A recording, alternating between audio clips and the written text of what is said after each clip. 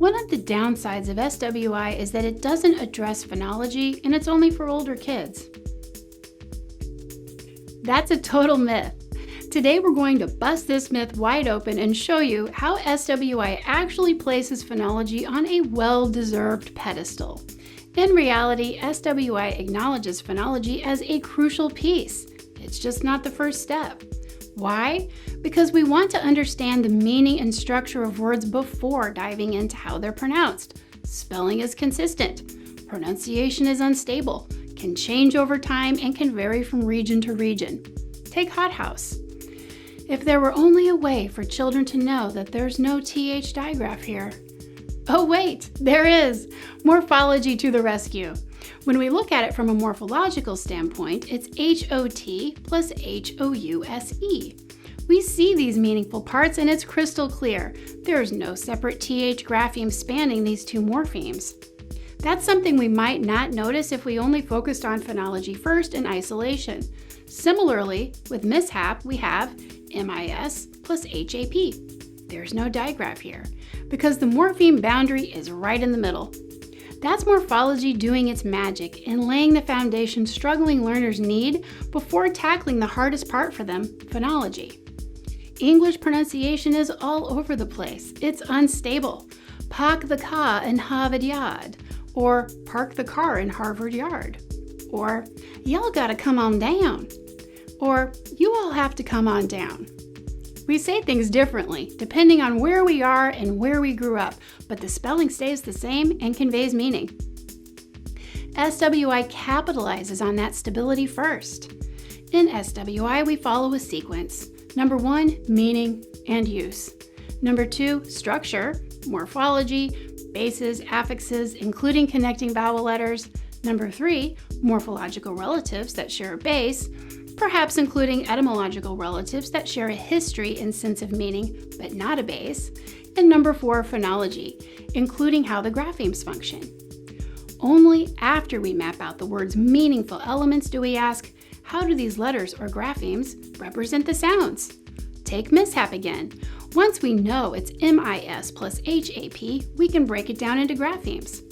Since graphemes don't cross morpheme boundaries, there's no SH. Then we can move to phonology. M spells M, I spells I, S spells S, H spells H, A spells A, and P spells P. The P spells P, if it's in a sentence that is, but if we say it in isolation, it's not released, and really just closes down the vowel before it without spelling a released P. Mishap. See how complicated pronunciation is? By focusing on the structure first, we avoid a lot of confusion. In our next example, with the word different, we see the spelling DIF plus FER plus ENT, and we first notice there's no double F. Next, we can notice the letter E is spelled, but not pronounced. It's what we call zeroed. How do we know it's zeroed?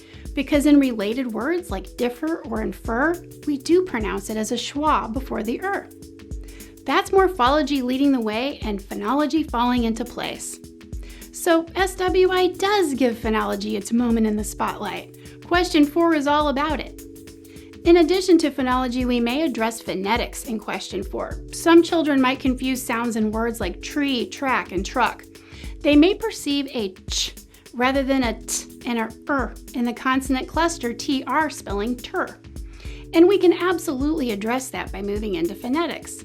We can explore how we motorically produce sounds and why they might feel a certain way when we say them.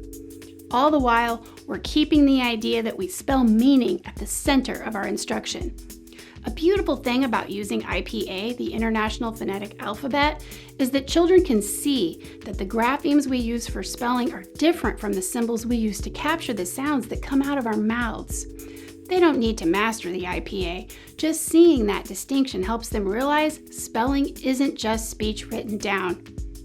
SWI is a holistic method. We start with meaningful building blocks, morphemes, bases, affixes, so kids can see words as connected sets of meaning from day one.